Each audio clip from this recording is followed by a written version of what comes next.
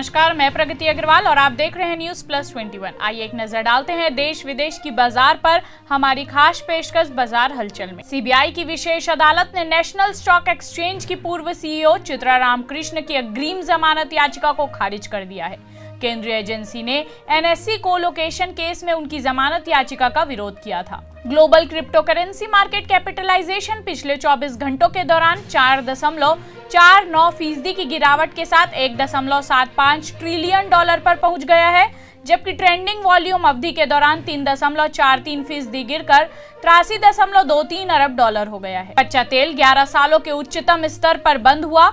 Aluminium और copper भी इस समय रिकॉर्ड ऊंचाई पर है। जिंक 15 सालों के उच्चतम स्तर पर है। कुल मिलाकर कमोडिटी मार्केट में भारी तेजी है। फ्लेक्सी कैप में कम से कम 65% इक्विटी में निवेश करना होता है। मल्टी कैप में कम से कम 75% इक्विटी में निवेश करना होता है। Reserve bank of India currency में मजबूती लाने के लिए भी डॉलर रिजर्व का इस्तेमाल करता है। अगर रुपए की वैल्यू ज्यादा तेजी से गिरती है तो वह डॉलर रिजर्व को बेच देता है, जिससे रुपए को मजबूती मिलती है। देश भर में 122 दिनों से पेट्रोल और डीजल के भाव स्थिर है, जबकि जिस कच्चे तेल से पेट्रोल और डीजल बनाया जाता है उसकी कीमतें लगातार बढ़ रही है।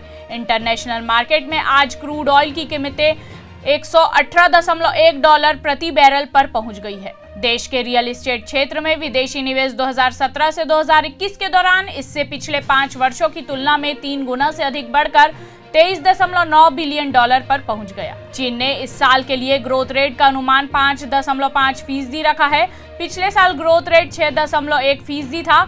इस साल फिस्कल डेफिसिट जीडीपी का 2.8% रखा गया है। रशिया यूक्रेन वॉर की वजह से बड़ी संख्या में कंपनियां रूस छोड़ रही हैं। इनमें दिग्गज टेक कंपनियां से लेकर डेयरी और होम फर्निशिंग कंपनियां तक शामिल हैं।